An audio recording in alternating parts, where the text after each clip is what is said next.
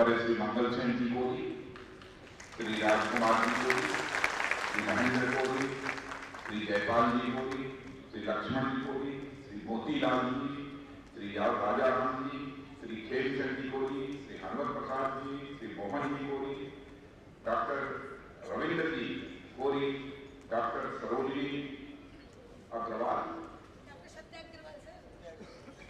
संजय अग्रवाल कहां से आ गए?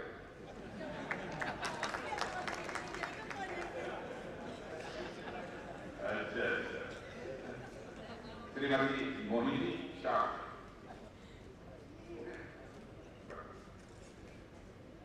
इस सभागार में उपस्थित मेरे सभी सम्मानित बहनों एवं भाइयों, आप सब लोगों ने हम लोगों का बहुत ही गर्मजोशी के साथ स्वागत किया है। लेकिन स्वागत कभी एकतरफा नहीं होना चाहिए, इसलिए मैं भी अपनी तरफ से आप सभी बहनों भाइयों का हार्दिक अभिनंदन करता हूं, आप सभी का स्वागत करता हूं।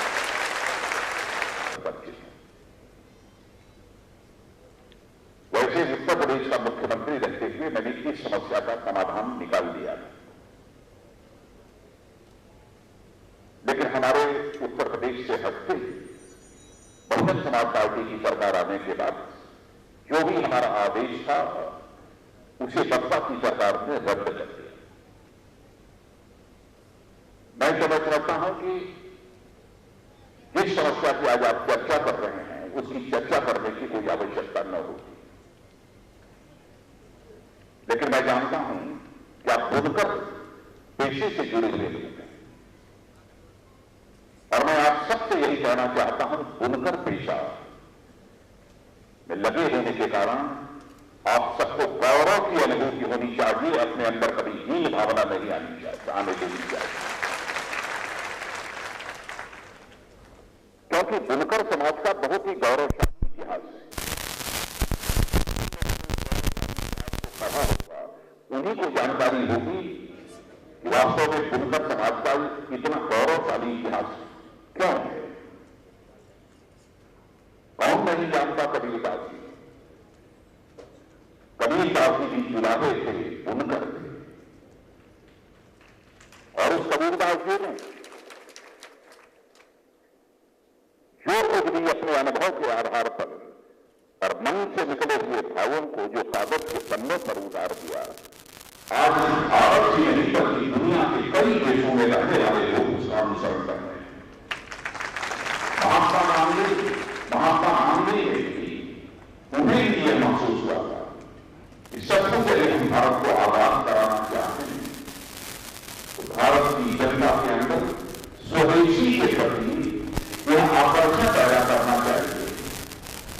स्वदेशी जो हम वस्तुएं बनी हैं उनका अधिकतम भारतवासी उपयोग करें, इसलिए प्रतीक रूप में उन्होंने चरखा स्वयं भी चलाने का फैसला किया और चरखा चलाते चलाते महात्मा गांधी ने देश में एक बड़ी क्रांति की।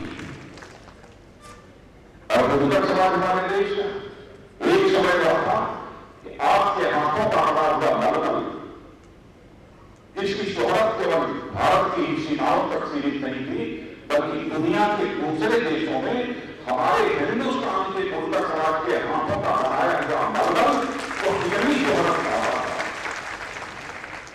इस इतिहास को भी आप लोगों ने अच्छी तरह रहा होगा। एक अंगूठी में मलमल का पूरा था, सीधे गुजारा जा सकता, सीधे निकल जाता। बांस के चौबे में पूरी की पूरी एक दो साड़ी मलमल की रखी जा सकती थी। ऐसी साड़ियां और ऐसे कपड़े को हमारे बुनकर समाज के लोग, लेकिन अंग्रेजों की हुकूमत आने के बाद जानबूझकर बुनकर समाज की इस विशिष्ट कला को नष्ट करने का जो षड्यंत्र बचा गया उसका हमारा बुनकर समाज शिकार हुआ है। और मैं यह मानता हूं कि सचमुच भारत पहले शायद ही कोई ऐसा था जिसके पास कोई खाने पीने की कमी रही होगी, लेकिन अंग्रेजों के आने के बाद इस हिंदुस्तान में गरीबी बढ़ने का जो सिलसिला प्रारंभ हुआ, आजादी हासिल होने के बाद वह सिलसिला रुका नहीं है बल्कि वह सिलसिला तेजी के साथ आगे बढ़ा। जैसे अंग्रेज भारत में आकर भारत का अधिकतम जो शोषण कर सकते थे, उन्होंने शोषण करने का काम किया। तो आजादी हासिल होने के बाद गरीबों की बात तो कांग्रेस के लोगों ने की, मजदूरों की बात तो कांग्रेस के लोगों ने की, लेकिन मैं आपसे पूछना चाहता हूं, कितनी गरीबी को इस आजाद भारत में 66 वर्षों में लगभग 54-55 वर्षों तक अखंड हुकूमत किसी एक पार्टी ने किया है, वो कांग्रेस पार्टी ने किया है। तो 54-55 वर्षों की अखंड हुकूमत में इस कांग्रेस पार्टी ने कितनी गरीबी दूर की है, कितने बेरोजगार नौजवानों को रोजगार का अवसर दिया है, इस आप सबको एहसास हो रहा हो। और धन्यवाद, मुझे तो यह लगता है सत्ता में बैठे हुए लोग यह चाहते हैं, जब तक हिंदुस्तान में गरीबों की संख्या अधिक रहेगी तो चुनाव आते समय उनको कोई लॉलीपॉप देकर, उन्हें प्रलोभन देकर उनका वोट खरीदा जा सकता है, उनकी नीयत और ईमान पर डांका डाला जा सकता है और अपने समर्थन में उनका वोट दिया जा सकता है। इस कारण शायद गरीबों को गरीब बनाकर रखने का उनका एक षड्यंत्र है। और यही हमारे देश में हुआ। दुनिया के छोटे छोटे देशों को मैं जानता हूं जिन्होंने कमोबेश उसी समय आजादी हासिल की थी जिस समय भारत में आजादी हासिल की। आज वो दुनिया के छोटे छोटे देश आज दुनिया के ताकतवर देशों की कतार में आकर खड़े हो गए, दुनिया के धनवान देशों की कतार में आकर खड़े हो गए। लेकिन आजादी के 65-66 वर्षों के बाद भी 120 करोड़ से अधिक की जनसंख्या का हमारा भारत आज भी ये दुनिया के गरीब देशों में गिना जाता है। क्यों ऐसा हो रहा है? मैं ये मानता हूं कि हिंदुस्तान की अधिकांश जनता को गरीब, बेरोजगार, मजदूर बनाकर रखने की एक गहरी साजिश सत्ता में बैठे हुए लोगों की रही है और साजिश का सिलसिला अब भी इस हिंदुस्तान में लगातार चल रहा है।